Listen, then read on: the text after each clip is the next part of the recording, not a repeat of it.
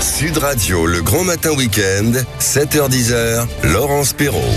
Eh bien oui, ça y est, c'est parti, on continue et je voudrais vous annoncer plein de rendez-vous avant 10h. Nous allons parler de l'augmentation de l'électricité, pourquoi, comment, et évidemment les conséquences, on en parlera en détail puisque c'est annoncé avec une augmentation au 1er août. Évidemment, la question du jour qui vous fait déjà beaucoup réagir sur la page YouTube de Sud Radio. Vous n'hésitez pas à continuer de réagir d'ailleurs, puisque vous savez que le projet de loi urgence agricole a redonné une priorité d'eau et d'utilisation de l'eau aux agriculteurs. Vous en pensez quoi, cette question que l'on vous pose? Pour vous, l'eau doit-elle être réservée en temps de sécheresse et de canicule en priorité aux agriculteurs? Vous êtes déjà quelques-uns à réagir. Vous n'hésitez pas à continuer de le faire. Je me permettrai de lire vos commentaires tout au long de ces grands matins week-end.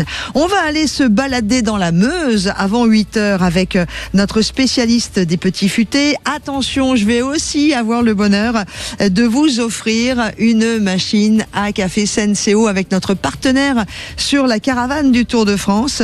Évidemment, puisque c'est Sud Radio et Senseo qui offrira cette machine à café. Restez bien en notre compagnie. Nous aurons aussi le bonheur de pouvoir reparler, le bonheur en tout cas, de vous faire, je vais y arriver, de vous donner l'occasion de venir sur l'antenne et de donner vos réactions à tout ce qui se passe ce matin, évidemment sur l'actualité, mais pas seulement. On en parle en détail avec vous et c'est jusqu'à 10h.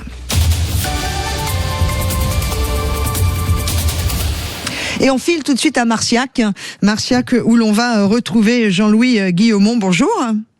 Bonjour. Merci d'être avec nous. C'est un plaisir. Je vous ai fait lever tôt, 7h10 un dimanche matin. Elle n'est pas très sympa, Laurence. Non, mais bon, nous sommes très heureux quand même de pouvoir vous parler de notre festival. À cette occasion. Vous avez raison, ça se passe dans le Gers, c'est à Marciac depuis plus de 45 ans. Le jazz envahit chaque été ce très joli village du Sud-Ouest. Vous êtes le président du festival Jazz in Marciac, Jean-Louis Guillaumont. Comment est né ce festival d'ailleurs? Et comment un village en plus de 1200 habitants est devenu une référence mondiale pour le jazz? Alors, il ne l'était pas, bien évidemment, aux origines. Le projet est né dans le monde associatif d'une volonté, je veux dire, de porter la voix de Marciac dans le domaine du jazz, grâce à André Muller et toute une équipe de jeunes personnes à l'époque qui souhaitaient s'engager dans la voie de la mise en œuvre d'un grand événement. Et quelle est l'affiche d'ailleurs de cette édition 2026? Les artistes à ne pas manquer? Vous savez, nous ouvrons notre festival avec Sting, donc c'est bien évidemment une circonstance à ne pas manquer, mais c'est complet déjà à présent. Ah bah oui.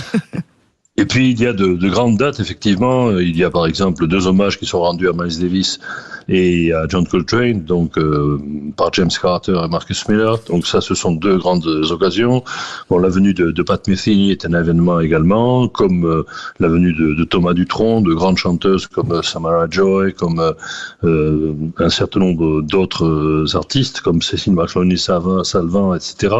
Donc il y a toute une palette, j'allais dire, de grands musiciens qui seront présents, Diana Krall, Ibrahim Malouf, la liste est longue. Voilà, du 20 juillet au 5 août, ça commence donc demain. C'est exact. Et c'est pour ça qu'on voulait vous mettre à l'honneur ce matin également.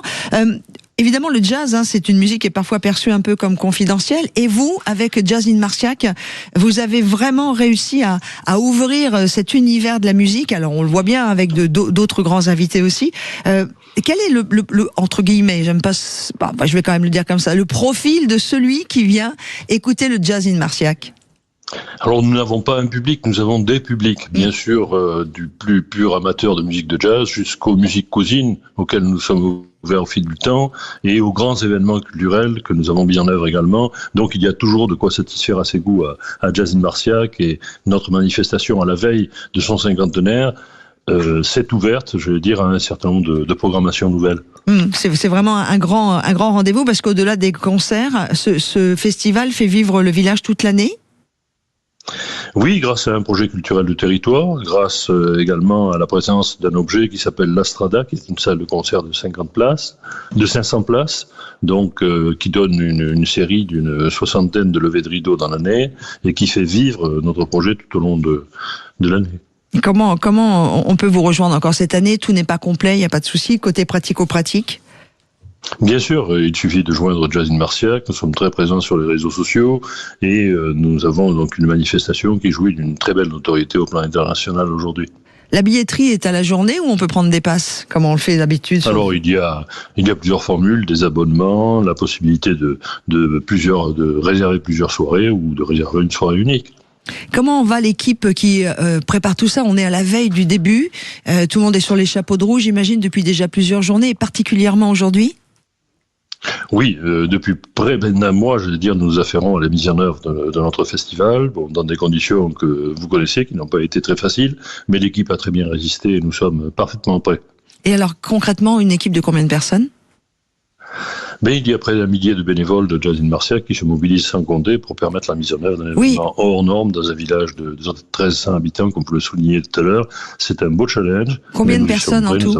Les bénévoles, vous réussissez à réunir combien de personnes en tout? Près d'un millier de bénévoles. Oh! Ah, bravo! Voilà. Donc ça fait une très très belle équipe, très mobilisée autour de son festival et donc un événement que je vous invite bien sûr, auquel je vous invite à participer. Pour conclure, Jean-Louis Guillaumont, vous qui êtes président du festival Jazz in Marciac, pour ceux qui n'y sont jamais allés, c'est mon cas, j'avoue, maître, que je n'ai jamais eu l'occasion de venir à Marciac pour vivre ce festival incroyable. Quels conseils vous pourriez nous donner pour vivre pleinement notre première fois à Marciac? Oh bien, par exemple, vous pourriez nous rendre visite dans le cadre de la soirée de Feu Chatterton, par exemple. Ah, c'est quand?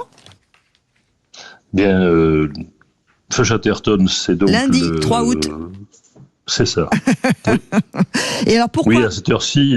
Oui, et pourquoi Feu Chatterton en particulier?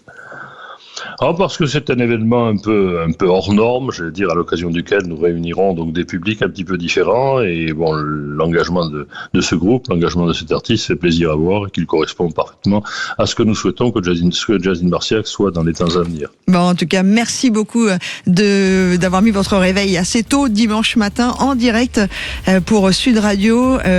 On vous souhaite un magnifique Jazz in Marciac. Ça commence donc demain jusqu'au 5 août. On a largement le temps. On est dans le Gers, très très beau pays de France, vous le savez tous.